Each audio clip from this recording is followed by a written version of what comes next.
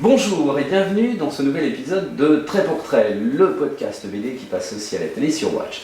Alors on est toujours à Bulle en tête avec Jean-Pierre Nakache. Bonjour Jean-Pierre. Bonjour Christophe et bonjour à tous, bonjour à Pierre, à Pascal, Laurent. Bonjour Jean-Pierre. Je suis Bulle en tête. C'est toujours un plaisir. Alors oui Laurent, deux invités là. Oui, deux invités prestigieux. Le premier, Pascal Rabaté, bonjour. Pascal Rabaté qui... Bonsoir ou bonjour, enfin bon. Bonjour. Hein, bonjour. Voilà, si, bonsoir, il est 20h30, donc on peut se dire bonsoir quand même. Donc Pascal qui vient nous voir pour un livre qu'il a illustré autour d'une histoire de François Morel. Voilà. La première bande dessinée de François Morel. La première bande dessinée de François Morel qui paraît aux arènes, qui s'appelle... c'est aujourd'hui que je vous aime. Voilà. J'ai presque eu un blanc. Alors on fait des tests nous. On vérifie, oui. On va la refaire aussi. Que les auteurs soient un peu préparés avant de venir. Et notre deuxième invité, un petit peu moins connu du grand public, c'est Pierre Place, qui vient nous voir donc, pour Macadam Byzance, qu'il publie chez Fluide Glacial. Et alors je trouve, alors je ne sais pas pourquoi, en lisant Macadam Byzance, dont Pierre va nous parler de la genèse, qu'il y a un petit côté Pascal Rabaté à ses débuts, hein, les pieds dedans, les choses comme ça, non? Alors, dans le dessin, dans le scénario... Un peu des deux, je vais dire. Ça me fait plaisir qu'il y ait cette référence, on les a. Aussi bien Pierrick, le scénariste, que moi, on t'a lu beaucoup et on a beaucoup apprécié. Donc, oui, je revendique pas, mais je suis content que la référence soit là. Bah, on est quoi? On est dans la France moyenne bas, on va dire. Celle qui défile. Celle de derrière le périphérique. Hein, c'est ça, hein, ouais. ouais. C'est ça. Et ce sont leurs histoires à travers l'histoire d'un personnage.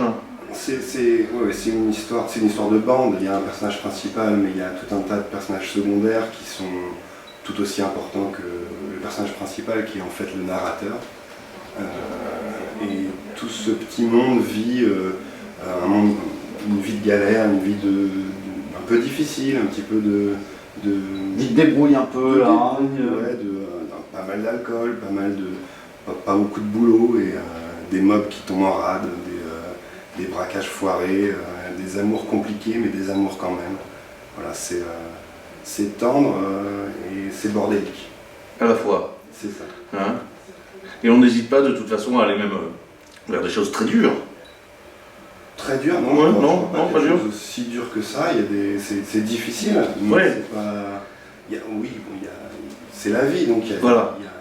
il y a un enterrement, il y a un peu de Voilà. tristesse. Voilà. Je dirais pas que c'est dur, je dirais qu'il y a des moments qui sont tristes, mais qui sont là pour contrebalancer des moments joyeux. C'est vraiment des histoires de vie, on a voulu que ce soit vivant avant d'être dur. C'est pas parce que ça se passe pas dans des quartiers favorisés que c'est spécialement dur. Alors l'album se découpe comme ça, par petites histoires successives où on avance finalement au milieu de cette bande. Ouais, alors l'album il a commencé avec une première histoire qui au départ n'était pas censée être suivie par d'autres. Une petite histoire courte, quoi, une nouvelle. C'était dans Arles. Qui avait été publiée dans Arles, ouais, à l'époque, en noir et blanc, dans la revue il y a 3 ou 4 ans. Et puis on avait bien aimé cette histoire, aussi bien Pierrick que moi. On était très contents de l'ambiance qu'il y avait, des deux personnages qu'on avait créés. On avait envie de leur faire vivre d'autres aventures. Et puis à ce moment-là, il y avait Yann Lindingle qui était un petit peu en attente, qui nous avait proposé, si on avait des idées, de lui donner des choses. Donc on a écrit une deuxième histoire qui est passée dans Fluide Glacial. Et à ce moment-là, on n'était pas encore... c'était juste une deuxième histoire. On a écrit une troisième pour Arg de nouveau, et puis de fil en aiguille, en amenant des nouveaux personnages, en amenant des nouvelles situations, on s'est rendu compte qu'on avait tout un petit monde qui se créait de lui-même presque autour de ces deux premiers personnages. Et l'album qui sont Illich et Hervé. Illich qui est le narrateur tout au long de l'album, qui est pas un écrivain, même s'il n'a encore jamais écrit de livre, mais peut-être que c'est... On sent que ça va y arriver, mais il y a une genèse là aussi, hein, Voilà. dans l'écriture. Vu que c'est le narrateur, on pourrait presque se dire que Macadam Byzance, c'est son premier livre. Et son meilleur pote, on va dire Hervé, son pote d'enfance, qui est une sorte de grand dadais, un peu nigaud, un petit peu maladroit et avec un cœur énorme. Et sans oublier Bernard, le chien, qui ne dit pas grand-chose, Non, mais qui est bien présent. qui est Voilà. présent. On va oublier quand même, parce que là on raconte avec sensibilité, avec amour, et c'est normal, il faut aimer tous les gens, que quand même on est dans une œuvre parfois un peu glauque. Alors, C'est moi qui suis chargé de dire ces choses-là. moi je dirais Non mais c'est pas. derrière le périphérique, effectivement. Voilà. c'est- Voilà, il y a toute la galère. Ah oui, de la zone. Et les personnages en couleur qui correspondent à l'imaginaire qu'on peut avoir de tous ces endroits.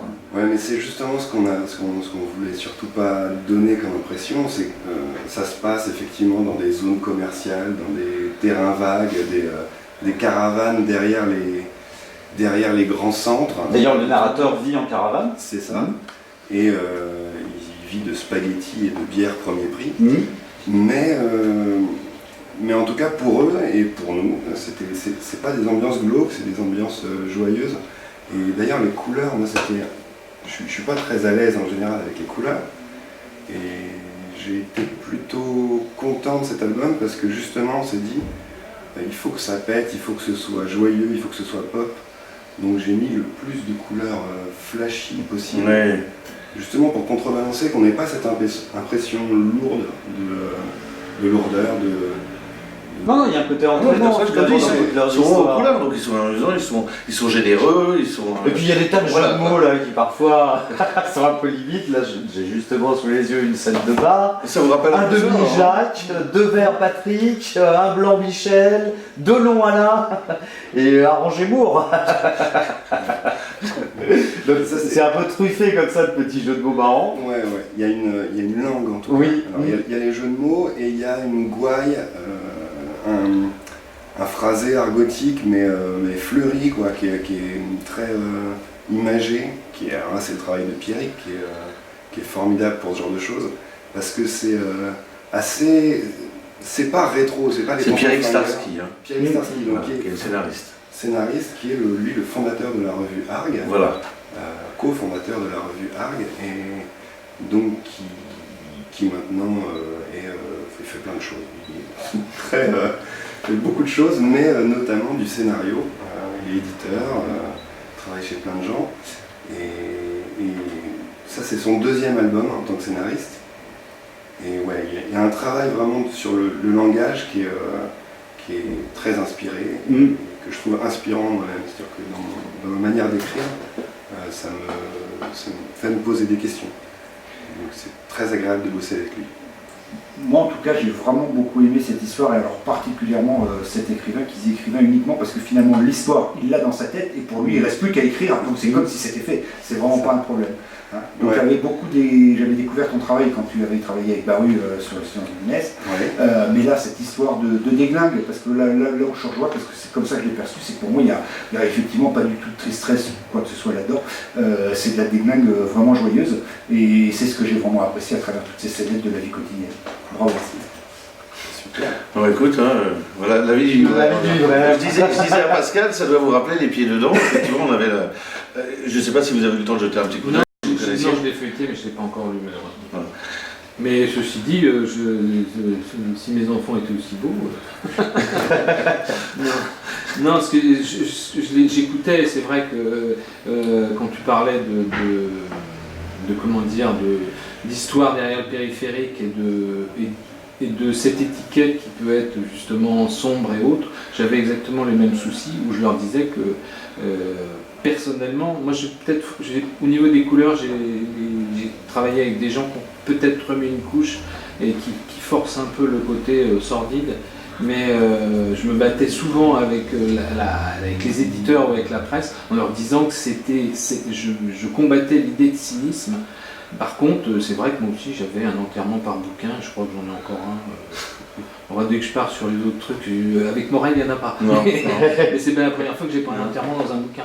Mais c'est en effet, ça fait partie de la vie. Et c'est vrai que j'ai perçu, moi, en feuilletant l'album, qu'il y avait justement pas de mépris. Et que c'était ça qui était important. C'est-à-dire que les personnages sont regardés à hauteur d'homme et, a priori, connaissant Starkey, il sait de quoi il parle quand il parle de banlieue. Donc, c'est ça que je trouve assez intéressant, quoi. Parce que déjà d'une, même en BD c'est assez peu, c'est un sujet et des populations qui sont quand même laissées de côté. En cinéma j'en cause même pas. Donc non, c'est ça, l'idée n'était pas de rire des gens, c'était de rire avec eux, enfin d'être vraiment dans la vie, dans leur quotidien. Une certaine situation. En fait le nôtre aussi, on partage un roman, enfin c'est des histoires Oui, bien qui sûr, nous sont ouais, arrivées, bien sûr, c'est des histoires de copains, c'est des histoires. C'est pas inspiré de faits réels directement, mais il y a beaucoup d'anecdotes qui nous sont venues de la vie elle-même. Alors avec Morel, là on part dans les années 70. oui, mais c'est pareil, Morel est issu du milieu ouvrier et moi du milieu ouvrier et paysan.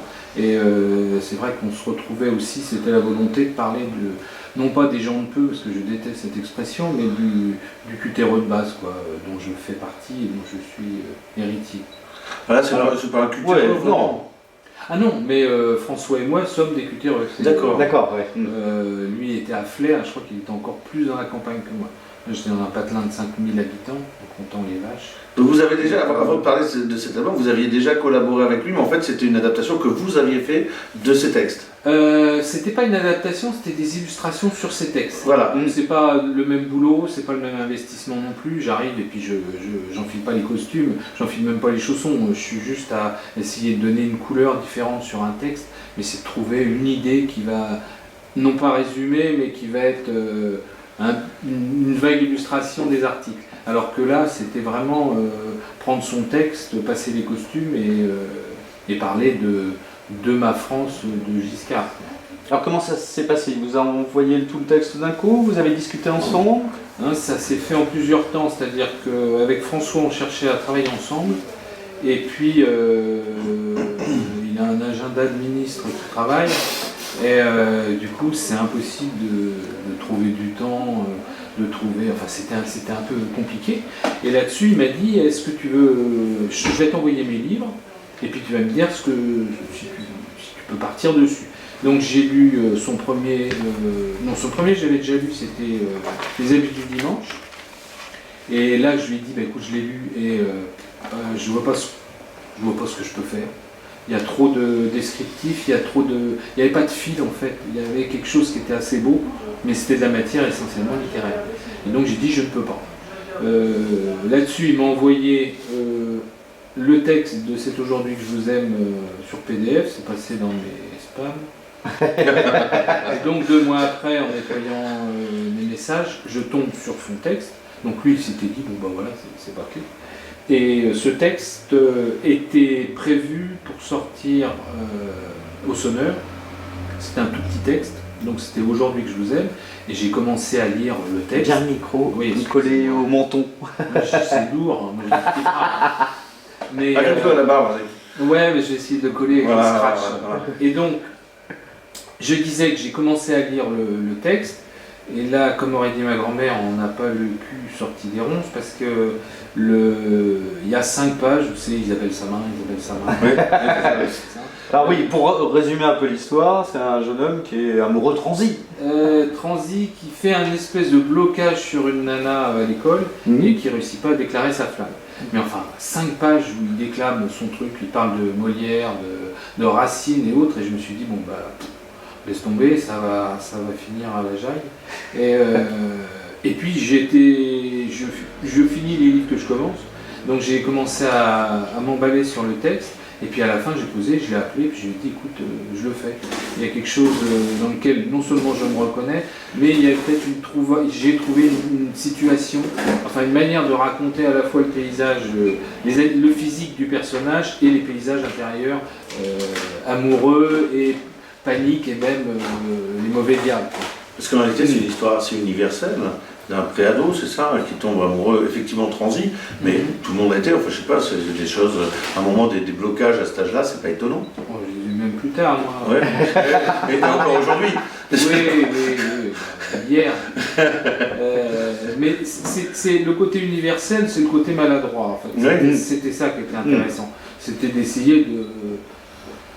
je suis plus attiré par les gens qui échouent que par les gens qui réussissent. Donc là, il y avait quelque chose d'assez touchant dans cette espèce de grand dadais.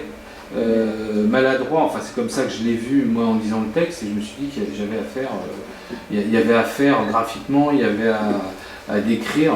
J'ai même fait une gaffe avec mon directeur de collection chez Futuropolis en me disant oh là là, c'est la première fois que je fais une BD historique. Il m'a regardé, il m'a dit Bicu, c'est quoi il y a des confitures, et je dis merde. Et en fait, j'allais chercher la moindre cocotte minute, la moindre marque de bière, enfin, c'est quand même plus simple de travailler sur les années Giscard que sur la débâcle de l'armée 40. Mais ça, c'était une vraie envie, ces années Giscard. C'était pas une envie, mais c'est vrai qu'il y a quelque chose d'assez jouissif de dessiner des coupes de cheveux assez ridicules. À l'époque où j'avais des cheveux, je me peignais pareil, donc c'était... mes parents foutaient, le dimanche, foutaient 1 litre de laque, chacun, quoi. Ils avaient des crânes en bois. Donc il y avait tous ces trucs-là, il y avait les fringues, les pattes d'Ef, enfin c'est pas pire que le baggy, enfin même si le baggy est passé de mode, que le slim informe là. Et puis il y a aussi les gimmicks des jeunes, là. S'il pleut, elle va m'aimer. Si la voiture me passe devant, elle va m'embrasser. Je continue encore, hein. Si je réussis ce niveau, Papa Pire, l'album va marcher. On ne change pas, vous savez. Ah, là, c'est un peu de vous dedans, alors là. Oui, mais c'est un peu nous deux, c'est-à-dire que j'ai le travailler avec quelqu'un, c'est pas le trahir, c'est essayer de l'emmener, de faire des petits pas de côté, de l'emmener sur des territoires qu'il n'aurait pas forcément écrit ou décrit. Enfin, je sais pas ce que tu en penses, hein. C'est un peu comme ça qu'on fait, on s'associe avec quelqu'un puis on essaie de le surprendre. Après, il y a différentes manières. Nous, on était vraiment très copains, on passait beaucoup de temps ensemble avant de commencer à écrire ensemble, donc ça s'est venu très naturellement. Et on s'est, je pense, auto-influencé l'un l'autre, ce qui fait que on était sur la même longueur d'onde dès le départ pour Macadam Byzance. On était tous les deux sur les mêmes lectures, les mêmes envies, les mêmes... c'était pas du tout... Enfin, c'est pas pour dire que c'était pas le cas pour toi avec François Morel, mais je pense qu'on s'est pas surpris, on était très sûrs de ce qu'on allait sur la même ligne. Voilà, l'un l'autre. C'est peut-être triste d'ailleurs. Non, un tandem c'est bien aussi. Hein. Nous, moi j'ai fait du vélo, j'ai repris son vélo et je lui ai redonné après. Mais il est revenu à la fin pour valider les dialogues, ce qui était assez plaisant parce que j'adore écrire, mais travailler avec quelqu'un qui écrit des chansons, ça fait que les textes deviennent un peu plus musicaux. Il travaille sur les rimes. Alors, je l'avais fait avec Cocor. Je l'avais saigné un peu. Je m'étais un peu saigné les oreilles. Mais, parce que c'est super chiant en fait. Mais avec lui, c'est vrai qu'il m'a laissé les clés. Oui, c'était l'art de faire des... C'était Alexandra des Rapiers. Et Isabelle Samin, c'est ça? On dit combien de fois dans l'album? Oh, c'est écrit combien de fois? Ah, je sais pas. Ah, il faudrait les compter, parce que je pense qu'il y a un record du monde. Ah ouais, il y a un record. Ah bah, dans et encore, il n'y a pas les 5 pages. Ouais, dans le roman, c'est pire. Non, le roman, je me dis, il y a déjà 5 pages. Tu les mets touche à touche, tu vois, ça fait... il doit y avoir, allez, 200 mètres d'Isabelle Samin mis bout à bout. Et il y a une vraie notion, mais justement le fait qu'Isabelle Samin qui soit renforcée comme ça, qu'on lise sans arrêt, et donc on entend nous dans la tête, parce que ça, forcément ça nous travaille. Il y a un changement au moment, hein. C'est Samin Isabelle. Oui. mais finalement, sans trop déflorer le truc, la princesse n'est pas si prude que ça en plus, donc alors qu'on s'attend à voir qu'elle vraiment, elle a une aura de princesse au départ, puis quand il la croise et qu'il commence à discuter avec elle, on s'aperçoit qu'en fait c'est pas ce qu'on imaginait. Voilà, sans en dire plus. C'est des humains. Oui, c'est clair. Des humains fantasmés à un moment, puis la réalité nous rattrape. Mais non, c'est une belle histoire d'amour. Et puis bon, moi j'alterne les plaisirs. Je sortais d'un truc sur la débâcle d'armée française, donc j'avais envie de changer un peu la de déconfiture. gabarit. Donc c'est un En peu deux parties. c'est un peu le plaisir de passer du vin rouge au vin blanc, pour prendre une image que tout le monde comprendra. Oui, bien sûr. Mais c'est comment dire, c'était vraiment l'envie d'alterner les plaisirs et j'avais envie de fraîcheur, donc la fraîcheur ça m'a été amené par le camarade Morel, et puis je retournerai peut-être dans quelque chose de plus sombre après. Et puis il y a une vraie envie de changer de style à chaque fois, non? Ou en tout cas, non, c'est pas forcément l'envie de changer de style. Je crois que j'ai pas le choix. J'ai pas envie de m'emmerder, donc il faut que j'essaye ailleurs. Et donc chaque bouquin me permet d'essayer autre chose. Je ferai un western, je ne le dessinerai pas de la même façon que la BD avec Morel, où il y a des choses qui sont plus humoristiques, d'autres qui... Chaque histoire doit porter sa propre forme. Enfin, je cite souvent cette phrase d'Hugo qui disait que la forme c'est le fond qui remonte à la surface, et donc on est pluriel, et puis on a des envies non pas de dépression mais de gravité, et des envies de légèreté, donc à chaque fois il faut essayer de trouver l'écriture qui va être le meilleur véhicule pour l'histoire. Je cite Pascal Rabaté, il dit quand on veut faire un trou, il vaut mieux prendre une pelle qu'un râteau. Voilà. Bah, c'est du concret. Hein? Ah oui. Et là, la France rurale reprend le pas sur la vie de citadin. Le passage au cinéma, est-ce que c'est un plaisir autre, différent, beaucoup plus compliqué? Oui, parce que vous en êtes à combien de films là? 3. 3, hein, ça a commencé par l'adaptation des Petits Ruisseaux. J'avais fait des cours avant. J'avais fait un truc qui s'appelait Les Beach Boys de la plage. J'aime beaucoup les titres à la con. Et j'avais fait aussi un moyen métrage qui s'appelait Cavalier facile, qui est la traduction voilà d'Easy Rider. Et donc, ça devrait te parler parce que le pitch c'était le rêve traverser les États-Unis d'est en ouest en Harley Davidson. La réalité, ils sont chômeurs et alcooliques qui traverseront le Maine-et-Loire en voiture sans permis immobilier. Donc ça c'était le moyen métrage que j'ai fait avant de faire Les Petits Ruisseaux. Et puis là j'espère tourner au mois de juin un 4e. Les Petits Ruisseaux qui avaient eu un bon succès, ça a été très très apprécié. Hein. Mais c'est vrai que les deux plaisirs sont différents. Il y a un travail d'équipe et puis il y a un travail plus solitaire. Et puis la bande dessinée n'a jamais été pour moi un pis-aller, c'est-à-dire c'est un autre support. Le cinéma me donne un plaisir qui n'est pas tout à fait le même.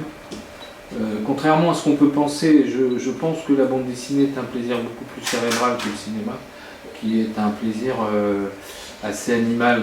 On est sur l'émotion, même quand c'est mal foutu, sur une dictature de l'émotion.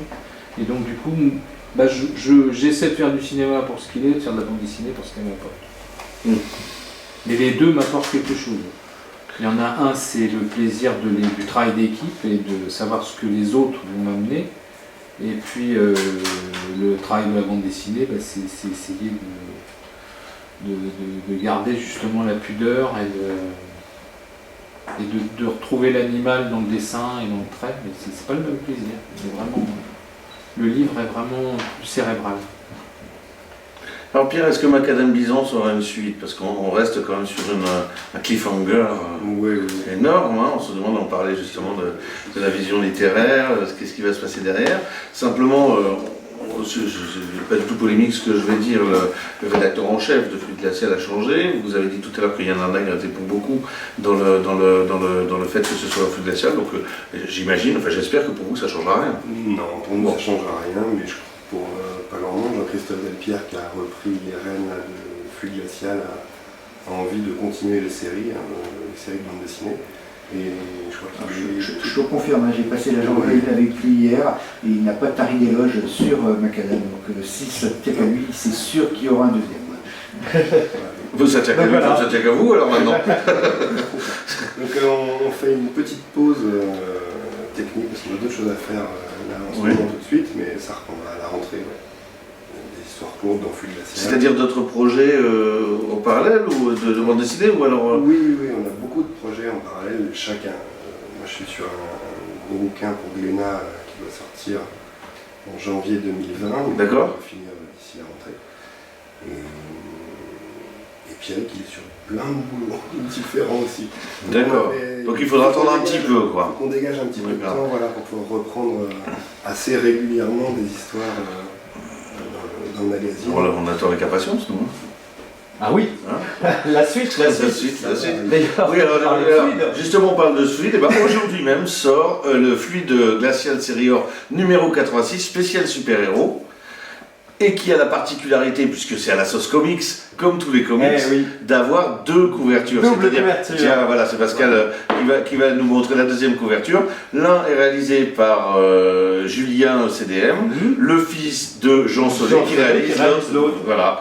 Donc, achetez les deux. Hein. Ah oui. Hein, on a tout. Ça, c'est dedans. sûr. Pendant qu'on parle de fluide glacial, on peut parler de l'intégrale d'Hector Canon qui vient de sortir de Libon, c'est formidable. Très bien. Très drôle. Indispensable. Indispensable. Excellent. Hein. Ah ouais, ça c'est vraiment très très bon.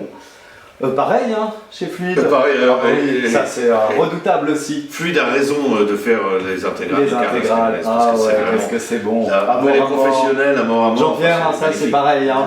J'ai pas lu. Moi, ça c'est vraiment toute ma passion, le travail de Ah, c'est CDF, super, ça. sur Amour à mort. Et justement, j'ai eu le grand plaisir d'apprendre qu'on allait avoir enfin une suite publiée en France. Et donc, gros plaisir à venir encore avec Humaines. Ah bah merci, grosse bonne nouvelle. Voilà une formidable. bonne nouvelle. Ça j'ai adoré aussi. Bah oui, Alors, c'est une alors, série qui vient d'être c'est lancée. cette collection sur les méchants de Oui, sur l'histoire. les méchants de Ouais, l'histoire. c'est Bernard Swisson qui a lancé ça, bien connu. Et puis alors il travaille avec plusieurs auteurs sur différents méchants. Et là, notamment le Hitler il fallait oser. fait partie du film. Alors là c'est vraiment redoutable celui-là. Ouais. Donc ça reprend toute la vie d'Hitler.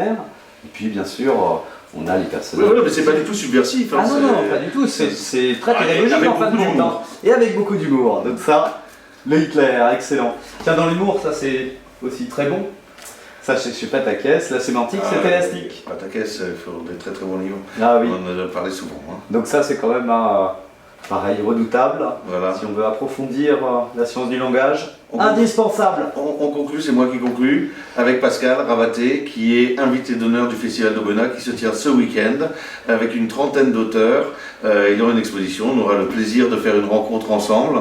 Voilà, il y a tout ce qu'il faut. Venez à Aubenas. Et, Donc ça, merci c'est ce encore, week-end. Pascal. C'est ce week-end. Ben là, on part là, parce qu'on est Ah, jeudi, et oui. et ça commence demain. Ah bah oui, donc Donc on part et je reviens la semaine prochaine. Et Voilà. justement, la semaine prochaine, on aura d'autres choses, hein, puisque le Oui. week-end d'après, il y a Drawing No. Ouais, absolument. Aussi. Ouais, ouais, Il ouais. y a le Pulp Festival, Oui. ça c'est à la ferme du Buisson, et puis il y a le Festival de Bastia. Qui pointe son nez. Ah, ça va D'accord. permettre de pouvoir aller se promener dans plein d'endroits. Ce serait bien. Ah, ça serait bien. Pascal, c'était un plaisir. Mais plaisir partagé. Pierre, pareil. Merci. Bah, plaisir partagé. Vous revenez pour la suite. Merci beaucoup. Merci Pierre, merci Pascal. Merci. Merci Jean-Pierre, on est Jean-Pierre. toujours bien à Bulle-en-Tête. Merci à vous et à bientôt. Alors, on se retrouve la semaine prochaine, Laurent. Oui, je reprends le train. Bien sûr, vous pouvez nous retrouver sur toutes les box, sur Watch, sur BD Zoom, Toujours. Canal BD, sur le site de Bulle en Tête. Vous pouvez télécharger les podcasts audio et vidéo sur Apple Podcasts et Google Podcasts. On a besoin de vous, hein. Abonnez-vous et abonnez-vous à la chaîne YouTube. Absolument. Ça, c'est indispensable. À bientôt et à la semaine prochaine. Merci beaucoup. Au revoir. Merci. Au Merci. revoir.